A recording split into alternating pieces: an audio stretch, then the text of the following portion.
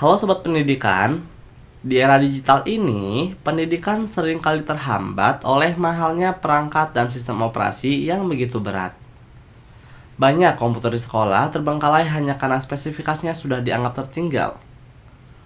Perkenalkan, saya Zaki Liviansyah Ramdhani, mahasiswa OPC Biru, program studi rekayasa perangkat lunak dari Debian Gang.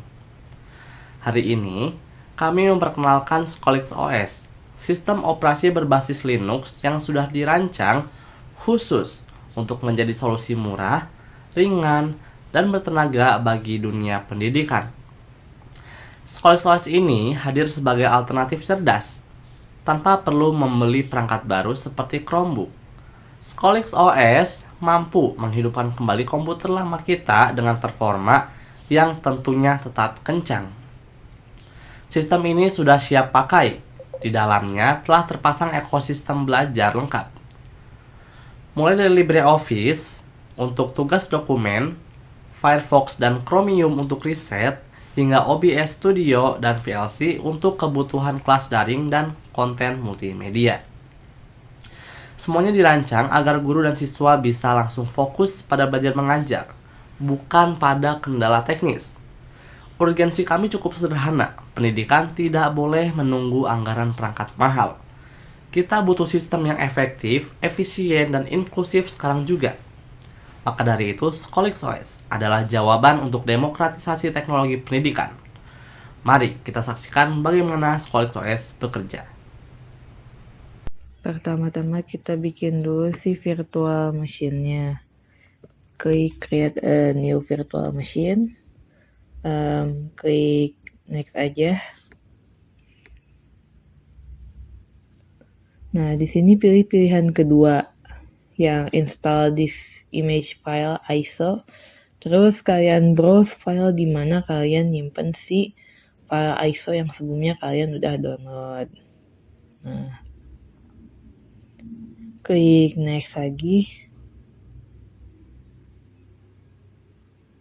Next aja. Nah, di sini kalian ganti sih namanya jadi Skolix. Pencet next. Udah itu ini kalian harus naikin si ukurannya itu aman-amannya itu sekitar 30 GB. Nah, habis itu langsung klik finish aja. Nah, si virtual machine-nya udah ada, kita tinggal pencet yang power on. Nah, kita tunggu si layarnya ngebooting dulu.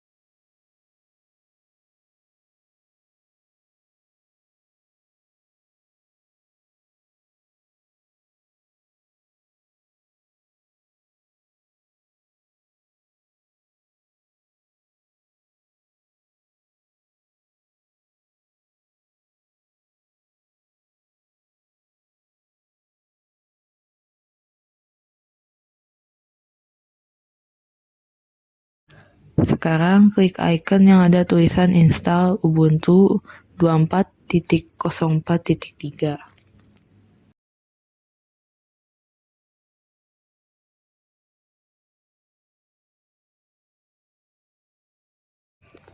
Klik next aja terus.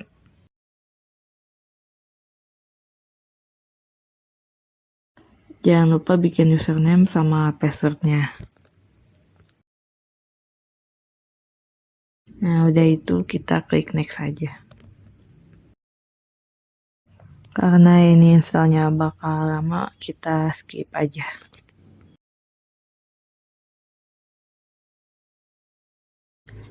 Kalau misalnya muncul error kayak gini, jangan panik. Kita klik restart quest. Terus kita tunggu nyampe nanti si layarnya muncul.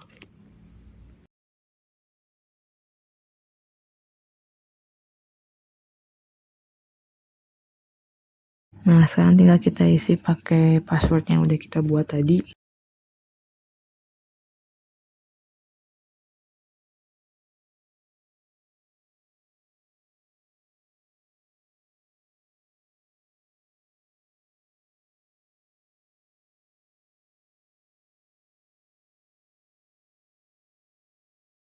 Nah, udah itu kita bisa langsung ngegunain si aplikasi yang ada di distro Skulix ini. Baik, di sini saya akan melanjutkan penjelasan beberapa bagian isi dari aplikasi Skulik OS. Di dalam Skulik OS, kami telah mengurasi berbagai paket aplikasi unggulan, mulai dari kebutuhan akademik dasar, pemrograman, hingga desain kreatif yang semuanya sudah terintegrasi secara harmonis. Tanpa berlama-lama lagi, langsung saja mari kita lihat bagaimana proses dapur kami dalam meracik sistem ini dan aplikasi apa saja yang menjadi senjata utama di dalamnya. Di dalam Skulik OS kami, aplikasi dibagi menjadi beberapa kategori. Di antaranya yang pertama, pembelajaran dan akademik. Pembelajaran akademik ini fokus kepada produktivitas dokumen dan manajemen bahan ajar digital. Di antaranya yaitu ada LibreOffice Writer, Calc, dan Impress. Fungsi dari LibreOffice Writer, Calc, dan Impress ini itu paket lengkap untuk membuat dokumen teks, laporan data atau perhitungan, dan bahan presentasi tugas. Terus selanjutnya ada Okular atau Events. Fungsinya itu sebagai pembaca PDF utama untuk mempelajari modul perkuliahan atau e-book. Terus yang ketiga itu ada Calibri, yaitu fungsinya pengelola perpustakaan digital untuk menyimpan dan membaca buku serta modul pembelajaran. Di kategori selanjutnya yaitu ada Internet and e-learning. Internet dan e-learning ini merupakan suatu kumpulan alat untuk akses informasi dan komunikasi dalam ekosistem belajar daring. Beberapa aplikasi diantaranya yaitu ada Firefox and Chrome, yaitu browser utama untuk mengakses platform e-learning atau Google Classroom, Moodle, dan mencari jurnal ilmiah. Yaitu selanjutnya ada Discord and Zoom, media komunikasi komunitas belajar serta aplikasi utama untuk pertemuan virtual atau kelas daring. Selanjutnya ada Spotify, yaitu media pendukung untuk mendengarkan podcast edukasi atau musik fokus pada saat belajar. Ulang yang Spotify. Itu selanjutnya ada Spotify, media pendukung untuk mendengarkan podcast edukasi atau musik fokus saat belajar. Di kategori selanjutnya yaitu ada kategori Matematika and Science. Di kategori Matematika and Science ini merupakan alat bantu komputasi dan pemodelan untuk mendukung bidang saintifik. Beberapa aplikasi diantaranya yaitu ada GeoGebra, pembelajaran matematika interaktif seperti aljabar, geometri, dan grafik. Itu terus selanjutnya ada GNU Octave dan WX Maxima, alternatif MATLAB untuk perhitungan numerik, analisis data, dan pemodelan matematika aljabar simbolik. Terus yang ketiga ada Calculate, itu merupakan kalkulator ilmiah canggih untuk fitur selanjutnya ada Calculate, kalkulator ilmiah canggih untuk fitur perhitungan lanjutan. Di kategori selanjutnya yaitu ada pemrograman and STEM. Di pemrograman and STEM ini lingkungan pengembangan perangkat lunak bagi pemula hingga tingkat lanjut. Beberapa aplikasi diantaranya yaitu ada Visual Studio Code atau VS Code, itu editor kode serbaguna untuk berbagai bahasa pemrograman yang kita gunakan pada semester 1, 2, ataupun 3 ini dalam masalah perkodingan atau perweban, HTML dan segala macam. Terus di selanjutnya ada Scratch and Tony, yaitu alat belajar pemrograman visual untuk pemula dan IDE khusus Python. Selanjutnya ada BlueG, yaitu IDE khusus untuk mempelajari pemrograman berorientasi objek menggunakan Java. Terus ada Git and CMake, alat manajemen versi kolaborasi proyek dan sistem build perangkat lunak. Di kategori selanjutnya yaitu ada Multimedia and Design Kreatif. Pada kategori Multimedia and Design Kreatif ini aplikasi itu untuk pembuatan konten visual, ilustrasi, hingga pengeditan video. Beberapa aplikasi diantaranya yaitu ada JMP dan Inkscape, yaitu untuk pengolahan gambar raster seperti manipulasi foto, dan desain grafis berbasis vektor. Terus selanjutnya tuh ada Krita and Blender, alat menggambar digital atau ilustrasi serta pembuatan model 3D dan animasi.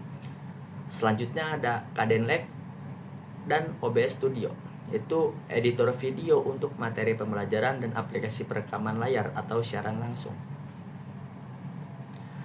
Di kategori selanjutnya yaitu ada whiteboard, catatan and geography, atau di desktop itu biasa notepad. Di whiteboard, catatan and geography ini alat bantu pengajaran interaktif dan eksplorasi data geografis. Beberapa aplikasi diantaranya yaitu ada Journal++ dan OpenBoard. Di Journal++ and OpenBoard ini digunakan untuk mencatat anotasi PDF dan sebagai papan tulis. Yang Journal F. Beberapa aplikasi diantaranya yaitu ada Journal++ dan OpenBoard, yaitu digunakan untuk mencatat atau anotasi PDF dan sebagai papan tulis digital interaktif. Terus selanjutnya ada Zim, aplikasi wiki personal untuk mencatat materi secara terstruktur. Selanjutnya ada Kikis and Marble, yaitu analisis data geografis dan eksplorasi peta atau globe digital. Di kategori selanjutnya yaitu ada utilitas pendukung sistem. Di kategori ini aplikasi alat untuk menjaga performa dan memantau kesehatan perangkat keras. Beberapa aplikasi diantaranya yaitu ada Genome Tweaks yang menyesuaikan tampilan dan perilaku desktop agar lebih nyaman digunakan. Terus ada Timeshift, membuat cadangan atau backup sistem untuk keamanan data. Terus dan ada Neovex dan Headtop, yaitu untuk menampilkan informasi spesifikasi sistem dan memantau penggunaan sumber daya seperti CPU atau RAM secara real time. Nah, itu tadi adalah deretan mesin atau aplikasi yang menggerakkan Skulik OS. Kami berharap dengan padatnya fitur yang kami tawarkan dalam satu paket ISO ini, hambatan teknis saat belajar bisa diminimalisir. Jadi kalian gak perlu lagi menghabiskan waktu berjam-jam cuma buat cari aplikasi yang cocok, karena di Skulik OS semuanya sudah ada di ujung jari kalian. Sekian penjelasan mengenai aplikasi utama dari kami. Selanjutnya kita akan masuk ke sesi demonstrasi langsung sistem. Selanjutnya kita akan masuk ke sesi demonstrasi langsung sistemnya. Terima kasih. Halo semuanya, nama saya Fatur Rahman Muhammad Zaki. Di sini saya akan menjelaskan kenapa kelompok kami menggunakan Ubuntu sebagai base distro untuk melakukan remaster. Yang pertama, Ubuntu itu memiliki jadwal rilis yang jelas, yaitu yang regulernya 6 bulan sekali, dan yang untuk versi LTS-nya itu terfokus pada stabilitas. Jadi cocok untuk menggunakan hasil remaster lebih lama dan tidak sering gonta-ganti versi. Yang kedua adalah dukungan update dan keamanan di Ubuntu, terutama yang LTS-nya itu lebih terarah.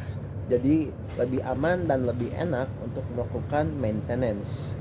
Yang ketiga, ekosistem Ubuntu yang besar, seperti dokumentasinya yang mudah dicari, terus komunitasnya aktif, dan biasanya lebih kompatibel pada kebutuhan desktop seperti driver, aplikasi umum, dan setup sehari-hari. Terus kita bandingkan dengan distro lain seperti Debian. Sebenarnya untuk Ubuntu dan Debian itu masih satu keluarga yang sama, yaitu menggunakan sistem paket .deb dan apt. Namun biasanya Ubuntu lebih siap pakai untuk penggunaan desktop. Terus kalau kita pakai Fedora misalnya, itu jalurnya udah beda karena sistem paketnya dan toolingsnya juga udah beda. Terus kalau kita pakai Arch, itu modeling yang dipakainya adalah rolling release. Jadi update-nya itu lebih sering dan perubahannya juga lebih cepat. Ini bagus ya untuk menggunakan versi yang paling baru. Tapi untuk remaster yang membutuhkan stabilitas, maka Ubuntu lebih aman. Jadi kesimpulannya, kenapa kelompok kami pakai Ubuntu untuk melakukan remaster? Karena yang pertama stabil, yang kedua dukungannya jelas, dan praktis untuk dijadikan fondasi untuk melakukan remaster. Sekian, terima kasih. Setelah cukup berkenalan dengan Skulik OS, apa sih yang perlu disiapkan untuk menginstal operating system ini? Pertama, kita bisa siapkan prosesor dual core berbasis 64 bit dengan kecepatan CPU setidaknya 1,6 GHz. Lalu sediakan juga RAM mulai dari 4 hingga 8 GB. Sedangkan untuk memori penyimpanan, kalian cukup mulai dari 30 GB hingga 64 GB untuk penggunaan yang lebih optimal. Dan untuk GPU, kalian cukup menggunakan GPU terintegrasi seperti Intel HD Graphics. Perkenalkan, nama saya Muhammad Sensori dengan NIM 2400409. Di sini saya akan memberitahukan bagaimana cara untuk mengelola, maintenance, troubleshooting, dan juga keamanan pada Skolik OS ini. Nah, Skolik OS itu diperlukan maintenance agar performanya tetap bisa berjalan di device yang Anda pakai. Nah, beberapa maintenance yang bisa dilakukan itu, yang pertama ada update sistem dan aplikasi. Nah, hal ini itu bertujuan untuk menutup celah keamanan dan mendapatkan fitur terbaru, lalu untuk mengurangi bug juga. Nah, caranya itu dengan kita membuka CMD dan jalankan perintah ini. Kita jalankan perintah sudo apt update. Kita buka dulu terminalnya. Jalankan sudo apt update. Masukkan password. Oke. Kita tunggu.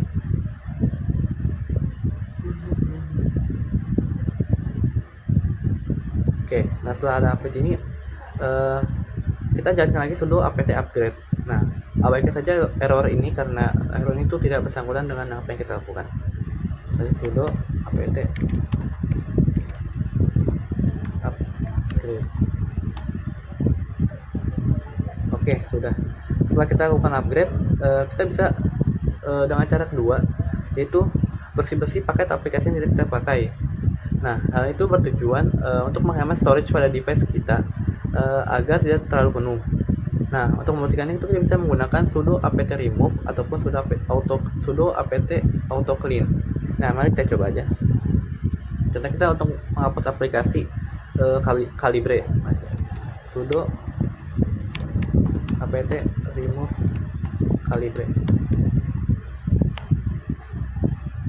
Nah, nanti kita akan ditanyakan konfirmasi apakah ini apakah ingin benar-benar menghapus ataupun tidak. Nah, jika ingin menghapus kita bisa klik Y, ataupun jika tidak atau mungkin mengcancel kita bisa menghapus klik N.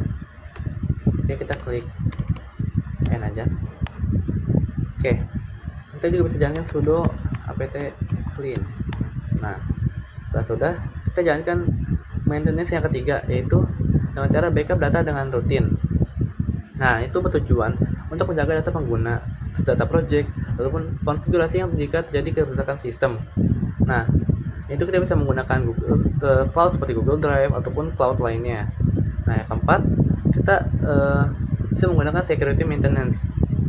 Nah, hal itu bertujuan untuk menjaga Skolik OS tetap aman dari virus ataupun malware berbahaya. Nah, kita bisa tahu dengan menjalankan command line ini. Pertama, kita jalankan sudo ufv enable. Nah, kita bisa mengecek apakah ada virus ataupun malware yang berbahaya. Oke, kita lanjutkan lagi.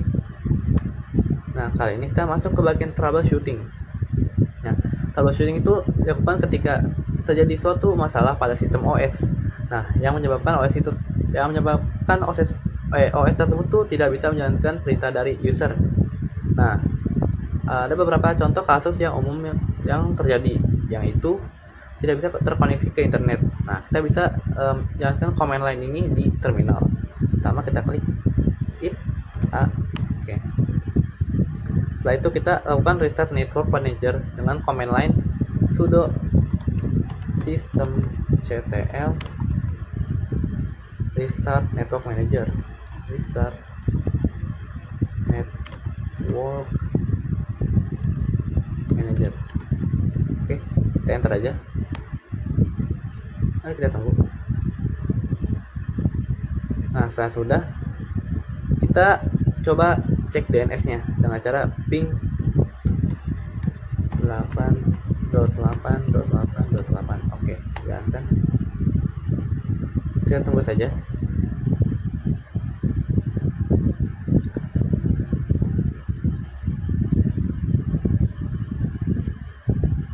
Nah, untuk mengambilkan hasil indikator ini kita langsung aja Ctrl C agar tidak terlalu lama makan waktu.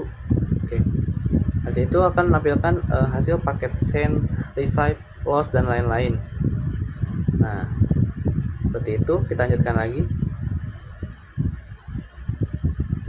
ke troubleshooting yang kedua. Nah, jika ada aplikasi keras ataupun yang tidak bisa dibuka, nah solusi itu kita bisa menjalankan lewat terminal agar bisa melihat terminal di mana, dan jalankan command line ini dengan cara melakukan install aplikasi ulang. Contohnya kita ingin contoh aplikasi yang error tuh kayak Calibre. Nah, kita sudo apt reinstall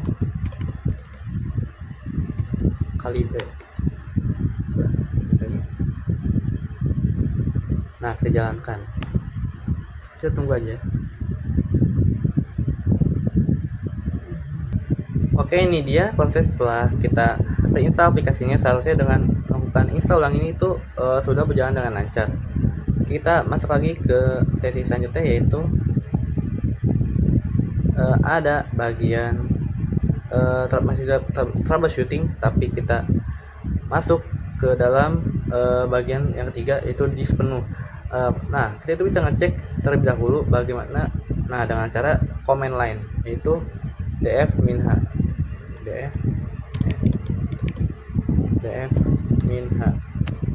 Oke. Nah, kita bisa menghapus saja folder atau file yang kita tidak berguna ataupun sudah tidak terpakai. Bisa hapus saja dengan cara sudo apt auto remove ataupun sudo apt auto clean.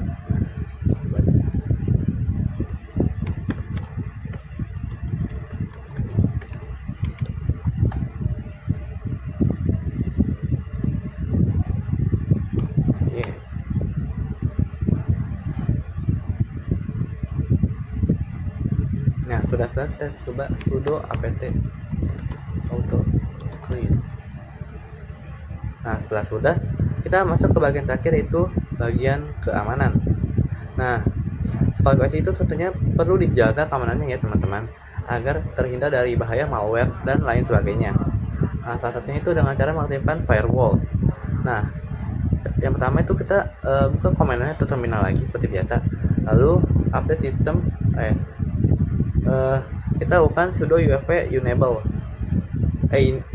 sudo ufv enable sudo ufv enable.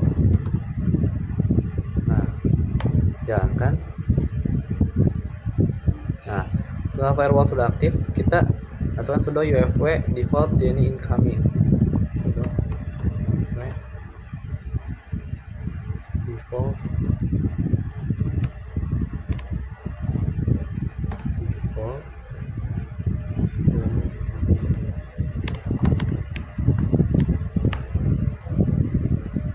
kita tunggu aja.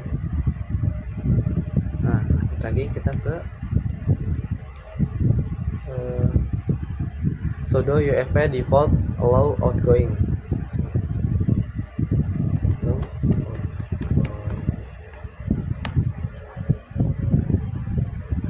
Nah, setelah sudah itu kita bisa ngecek status itu dengan cara sudo ufv allow ssh. Nah, mari kita coba sudo allow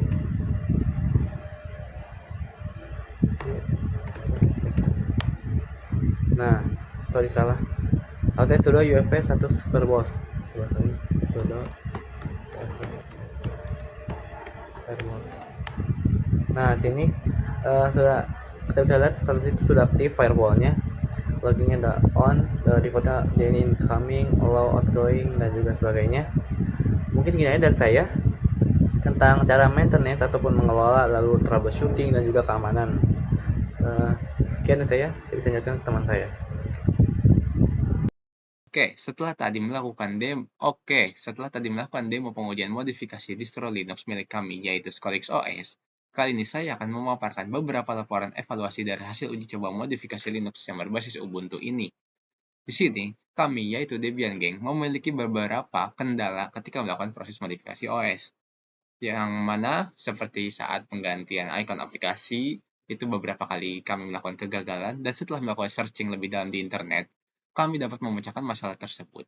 Kami mengalami kendala dikarenakan kesalahan sintaks dari video tutorial yang kami ikuti dan juga mengalami kebingungan ketika melihat pada penyimpanan folder icon di Ubuntu tersebut, di mana pada folder tersebut dipisahkan dengan beberapa kategori yang sesuai dengan resolusinya, yaitu pada saat di folder aplikasi terdapat beberapa folder lagi di dalamnya, yang mana ada 48x48, 128x218, dan sebagainya. Tapi setelah kami searching, setelah kami cari tahu lagi, untuk resolusi tersebut itu tidak berpengaruh. Yang penting, icon yang ingin diganti, icon modifikasi milik kami itu berukuran atau berrasio, aspek rasionya adalah 1:1. Setelah kami mencoba tadi, akhirnya, dan setelah kami juga mencari tahu, akhirnya kami berhasil mengkostumasi icon dengan menggunakan editor teks Nano namanya. Untuk icon, akhirnya setelah sudah kami motivasi, kita uji coba dan tes, dan ternyata sudah berjalan dengan lancar dan dengan baik. Lalu, kami juga mencoba untuk mengkostumasi wallpaper home screen dan berhasil dengan cukup mudah. Kami mengganti wallpaper tersebut dengan cara menimpa wallpaper default dari Ubuntu-nya dan digantikan dengan wallpaper milik kami yaitu Scholix OS. Dari cara tersebut, kami langsung dapat mengganti wallpaper Ubuntu dengan Scholix OS dengan mudah.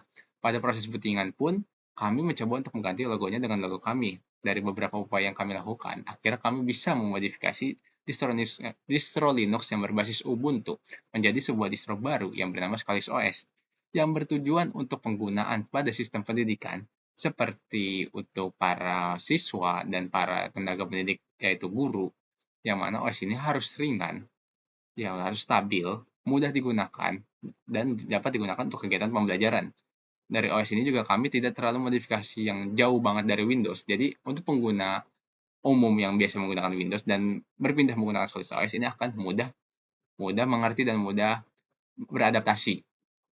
Oke, mungkin untuk kedepannya kami menyarankan untuk mencoba lebih memodifikasi keseluruhan dari OS tersebut agar lebih terasa OS baru yang fresh dan agar tampilannya juga jauh lebih menarik. Lalu penamaan file seperti file icon ataupun file wallpaper yang tadi sudah dimodifikasi itu dinamai lebih sesuai dan terstruktur agar tidak terjadi kesalahan, kebingungan, dan juga konflik. Untuk kesimpulan dari Scholix OS ini, menurut saya dan rekan-rekan saya ini sudah cukup layak untuk dirilis karena sudah memenuhi dari tujuan utama melakukan modifikasi distro Linux ini, yaitu kami dapat memenuhi untuk kebutuhan pembelajaran, tetapi tetap memenuhi kebutuhan pembelajaran, yaitu untuk menggunakan para siswa dan para guru dengan mudah dan enteng, tetapi dengan beberapa catatan juga tetap Scholix OS ini tetap memerlukan beberapa update atau konfigurasi lagi agar lebih sempurna layaknya distro Linux yang sudah ramai digunakan ataupun sudah beredar saat ini. Jadi, agar Scholix OS ini lebih terasa fresh dan terasa baru, agar tidak terlalu terbawa oleh base dari Linux saya yaitu Ubuntu-nya, dan agar menjadi sebuah distro yang baru. Mungkin segitu aja untuk kedepannya dan juga untuk evaluasi dari saya dan kelompok Debian Gang. Mungkin sekian. Wassalamualaikum warahmatullahi wabarakatuh.